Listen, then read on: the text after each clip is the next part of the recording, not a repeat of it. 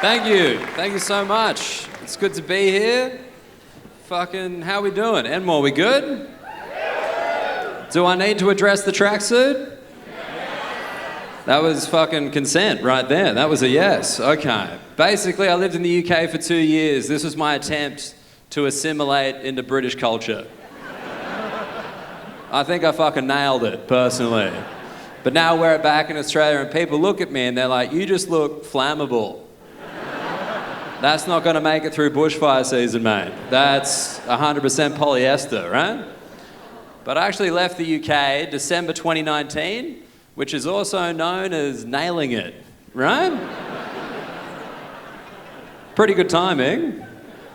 Don't know if you've heard, but since then, the UK comedy industry, pretty dead. The UK dead industry, very alive.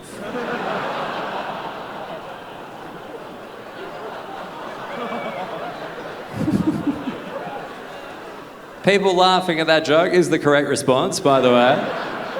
Weirdest one I've had, this one lady yelled out, "Too soon!" I was like, it's still happening, you know? Like, the pandemic's still on. Yelling too soon at a joke about the pandemic during a pandemic is like yelling too soon in between towers 1 and 2 going down on 9/11.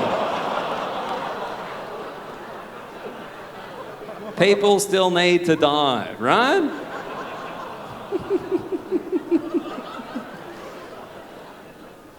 An interesting choice to follow a dugong with tits, right? Yeah.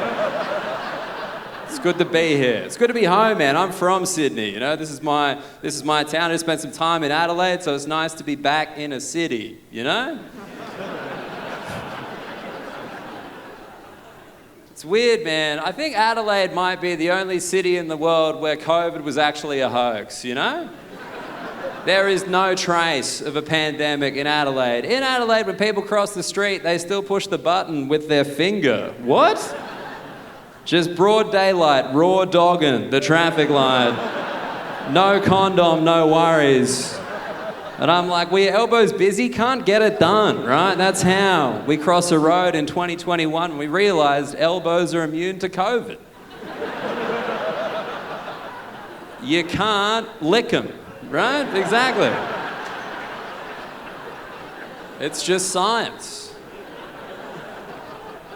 But please don't get the wrong idea about me. Like, I love the UK, man. I was sad to leave, you know? Like, I was sad to leave the UK. I was like, man, I'm not going to see British people anymore. And then I remembered, nah, they turn up, you know? That is a big part of British culture, turning up. They fucking love it. Like, I don't know if you guys know anything about Australian history, but British people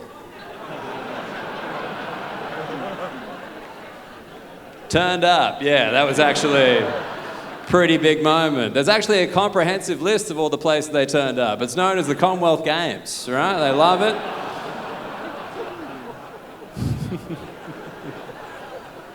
But no, one thing I didn't realise before I lived in the UK, right? British people are actually afraid of Australian wildlife. I thought they realised that was a lie we told them, so we don't get colonised twice, right? I thought they knew that.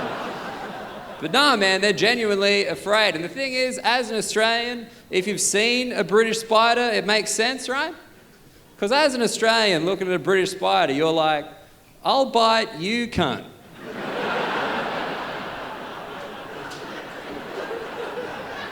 Don't think you're top of the food chain. You got more legs, but I'll have you, right? But the one that I couldn't get over was like sharks, man. Like, British people are terrified of sharks. I've met British people, flew to Australia, 22 hours each way, never swam at an Australian beach because they thought the shark was going to choose them. The level of self-importance in that statement. Like, they think the shark is just there, swimming past the surfers, out beyond the big waves, right? Swimming past the parents with their children on bodyboards in the little breaks, just swimming all the way down to the British person who's just shin deep in water. Their ankles are still wet, they count it as swimming, right? They got a can of Magners in one hand, irreversible sun damage in the other. And they think the shark's looking at them being like, fuck yeah, finally, cooked meat. How good's that? I'm sick of eating sushi, right?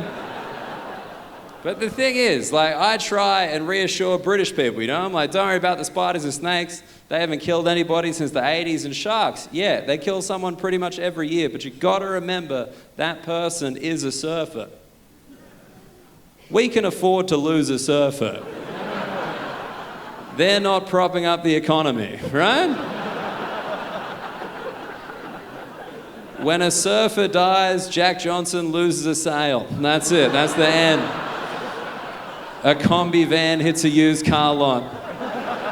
Australia will keep calm and carry on. My name's Daniel Muggleton. Have a good night. Catch you later. Cheers. Give it up for Daniel Muggleton!